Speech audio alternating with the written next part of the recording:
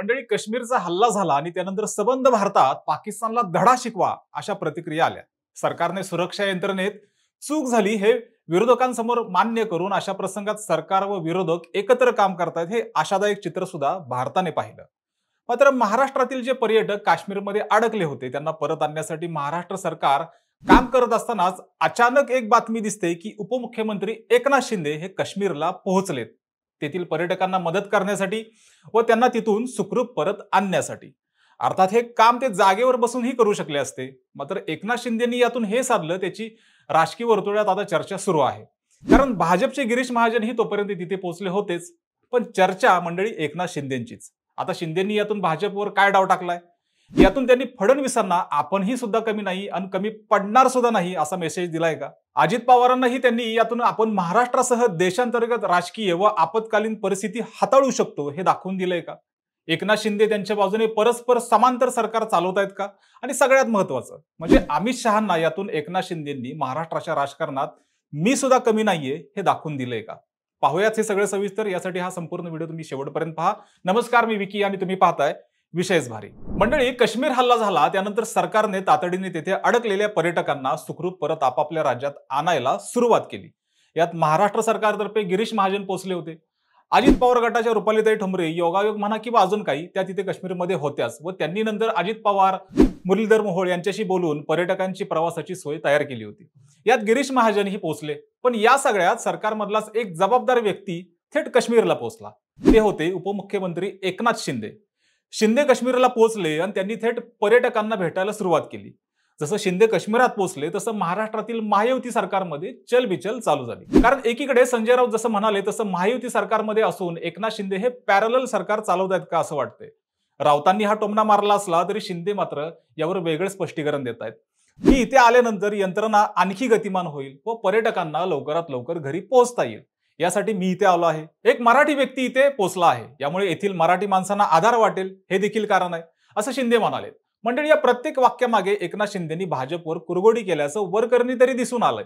कारण आपत्ती व्यवस्थापन मंत्री गिरीश महाजनही तिथे होते, ते मराठी नव्हते का? मात्र शिंदेंनी संवेदनशील मुख्यमंत्री म्हणून जपलेली त्यांची भूमिका त्यांना इथेही जपायची होती।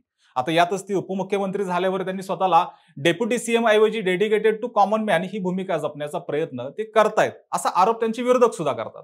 यातच कालच्या श्रीनगर भेटीतून तर त्यांनी तेच दाखवायचा प्रयत्न केलाय। आता मंडळी, एकनाथ शिंदेंनी यातून अनेक गोष्टी साधल्या। अडकलेल्या पर्यटकांमध्ये मुंबईचे सुद्धा लोक होते। यातच मुंबई महापालिकेच्या निवडणुका जवळ आल्यात। मुंबईसाठी अहोरात्र काम करणारा शिवसैनिक ही भूमिका त्यांना जपायची आणि तो प्रयत्न ते वारंवार करत असतात। परिणामी अशा प्रसंगावेळी संवेदनशीलता जपण्याचाही आटोकाट प्रयत्न ते करतायत आणि त्याची पुढची पायरी त्यांनी श्रीनगरमध्ये जाऊन गाठली आहे। आता यातला मंडळी दुसरा मुद्दा पाहूयात। मंडळी, सर्वप्रथम तर शिंदेंनी असं दाखवून दिलं की उपमुख्यमंत्री असलो तरी माझे निर्णय मी स्वतः घेतो, यामुळे मला कोणी अडवू शकत नाही। खरं तर ही गोष्ट तशी राजकीय दृष्ट्या मंडळी संवेदनशील आहे, मात्र तरीही शिंदेंनी श्रीनगरला जाऊन त्यांची राजकीय प्रतिमा जपण्याचं काम करत एक डाव ते पुढे सरकल्याचं दाखवून देत आहेत। श्रीनगरला असताना एकनाथ शिंदेंची बॉडी लँग्वेज, त्यांची संवाद साधण्याची पद्धत पाहता यातून त्यांनी मंत्रिमंडळात असूनही हा निर्णय स्वतंत्र घेतल्याचं बोललं जाते। आता यातच महाराष्ट्रात महायुतीचे सरकार देवेंद्र फडणवीसांच्या अंमलात आल्यापासून सर्व निर्णय फडणवीस घेतात अशी कुजबूज चालू असते।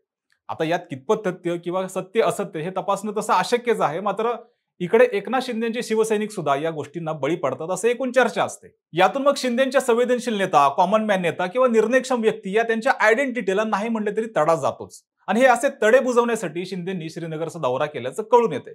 आता पुढचा मुद्दा म्हणजे अमित शहांच्या दौऱ्यानंतर एकनाथ शिंदेंचं तिथं पोहोचणं। मंडळी, तुम्ही पाहिलं असेलच की अमित शहा व एकनाथ शिंदे यांच्या गाठीभेटी या होत असतात। यातच एकनाथ शिंदेंनी आमच्या मंत्र्यांना निधी उपलब्ध करून दिला जात नाही म्हणून अमित शहांकडे तक्रार केली होती। यातच लोकसभा विधानसभेतील विजयानंतर शिंदेंचं पारडं जड झालं, यामुळे फडणवीस, अजित पवार यांच्या समोर एकनाथ शिंदे यांचं संख्याबळ ताकदीचं ठरलं। यामुळे शिंदेंनी मी सुद्धा कमी नाहीये हे दोघांना दाखवून दिलं। आता यातच एकनाथ शिंदे श्रीनगरला पोहोचतात, हा मेसेज सुद्धा अमित शहांकडे जाणार, यामुळे शिंदे ग्राउंड लेवलला येऊन काम करतात व संकट काळात देखील ते तत्पर असतात। हा मेसेज केंद्रात जातो।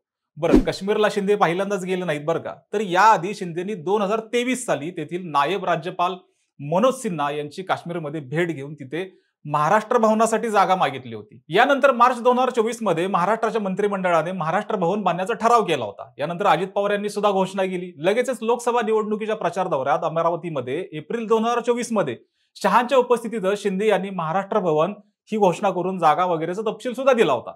आता पुढचा व महत्वाचा मुद्दा आहे मंडळी, तो म्हणजे भाजप व शिवसेनेत रस्सीखेच चालू आहे का? कारण एकनाथ शिंदेचे श्रीनगरला जाणं यावर महायुतीचं सरकार जे गरजेचं होतं ते त्यांनी केलं असं म्हणत हात झटकेल सुद्धा. मात्र मंडळी, एकीकडे गिरीश महाजन महाराष्ट्र सरकारतर्फे जातात, इकडे एकनाथ शिंदेही जातात. मग दोन दोन मंत्री जाणं याचं गणित काय समजायलाच मार्ग नाही. त्यामुळे शिंदे यांचा दौरा राज्य शासनाच्या नियोजनाचा भाग असेल असं वाटत नाही. आणि हा दौरा नियोजित असेल तर मग महाजनांनी जाण्याची काय गरज? देवेंद्र फडणवीस मुख्यमंत्री असल्याने बहुतांश निर्णय तेच घेतात. यामुळे अनेकांची कोंडी होते अशी चर्चा सुरू असते. तिकडे अजित पवार या सगळ्यात निवांत राहून विकास कामे किंवा इतर गोष्टींची चर्चा माध्यमात करत राहतात. एकनाथ शिंदे मात्र असे नाहीयेत. ते त्यांना जमेल तिथे स्वतःची जागा तयार करण्यात नेहमी पुढे असतात आणि हे करणं राजकीय दृष्ट्या तसं स्वाभाविक आहे. मात्र मंडळी, हिंदी सक्तीवरून सुद्धा शिंदे व फडणवीसांच्यात काही गोष्टींचे निर्णय झाल्याच्या चर्चा आहेत. कारण हिंदीची सक्ती रद्द करण्यामागे शिंदेचा हात आहे व फडणवीसांच्या परस्पर हे झाल्याची चर्चा राजकीय वर्तुळात सुरू आहे. यामुळे शिंदेनी निर्णय स्वातंत्र्याच्या आडून भाजपवर इथंही कुरघोडी केल्याचं बोललं जाते. आता यावरून फडणवीसांच्या गोटातही चलबिचल असल्याचं बोललं जातं. अर्थात या चर्चा सोशल मीडियात रंगल्यात, मात्र यात किती तथ्य असू शकतं किंवा नसतं हे ठाऊक नाही. मात्र एकूणच भाजप, शिवसेना व राष्ट्रवादीचे राजकारण पाहता शिंदे या दोन्हींपेक्षा आपलं स्थान कायम बळकट करण्याचा प्रयत्न करत आलेत. संजय राऊतांनी सुद्धा शिंदे पॅरलल सरकार चालवत आहेत का असं म्हणलेलं आहे. देवेंद्र फडणवीस यांच्यावर या माध्यमातून शिंदेंनी श्रीनगरच्या माध्यमातून केलेली कुरघोडी मुंबई महापालिकेसमोर ठेवून केली असल्याचं बोललं जातंय. याचा अर्थ एकनाथ शिंदे आपले दोन्ही पक्षांना कळत नकळत दंड दाखवतायत आणि जनतेला ते संवेदनशील व्यक्ती म्हणून स्वतःला प्रेझेंट करतायत. यातच शिंदेचं राजकारणाचा मास्टर स्ट्रोक समजून येतोय. अर्थात या सगळ्यातून आता महाराष्ट्राच्या महायुती सरकारमध्ये सगळं काही आलबेल आहे की नाही असा प्रश्न उपस्थित होतोय. सध्या काश्मीर दौऱ्यानंतर राज्यात एकनाथ शिंदेची चर्चा वाढलेली आहे आणि फडणवीस व दादा गटाला त्यांनी स्वतःची ताकद दाखवून दिल्याची चर्चा आहे. मंडळी, या सगळ्यावर तुमचं मत काय आहे कमेंट करून नक्की कळवा. तसंच विशेष भारी चॅनलला सबस्क्राईब करा आणि हा जर व्हिडिओ तुम्ही फेसबुकवर पाहत असाल तर मंडळी, विशेष भारी FB या फेसबुक पेजला देखील फॉलो करायला विसरू नका. धन्यवाद.